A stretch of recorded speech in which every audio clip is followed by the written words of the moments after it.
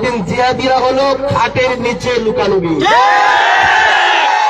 যদি হিম্মত থাকতো আজকে মধুপুরের মাটিতে যে ওলামায়ে কেরামকে এজিদের সন্তান বলা হয়েছে, এই বেদাত প্রচলিত মিলাদ কিয়াম না করার কারণে যে ওলামায়ে কেরামকে হক্কানি আলেম ওলামাদেরকে কাফের ফতোয়া দেওয়া হয়েছে, আজকে আলেম ওলামাদের প্রতিনিধিরা উপস্থিত হয়েছে।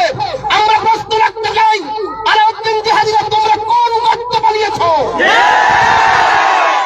খাটের নিচে লুকায় বলে নারে তাকবীর, নাউজুবিল্লাহ, মানে কত বড় বীর।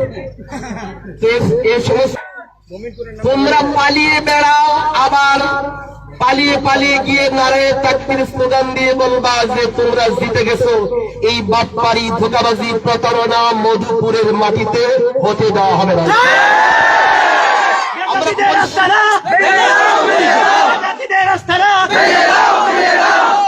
আমরা পরিষ্কার শব্দে বলি, এখন বহসের সময় 3টা, উপরে 3:15 বাজে।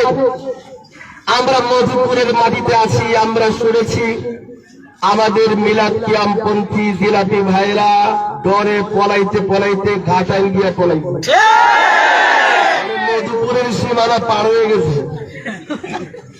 মানে আমাদের হুঙ্কার শোনার আগেই মধুপুরের সীমান্ত পাড়ি দিয়েছে। আমার তো মনে হয় এখন টাঙ্গাইলে পার হয়ে গেছে।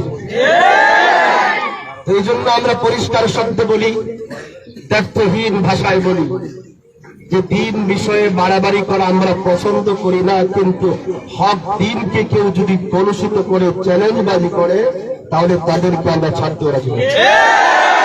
নিজে নিজে আগ্রাসী হই না, কিন্তু যদি আমাদের হক দিনের বিরুদ্ধে আঘাত আসে, ওলামায়ে দেওবন্দের সন্তানেরা তাদের দাঁত ভাঙা জবাব দেওয়ার জন্য প্রস্তুত আছে।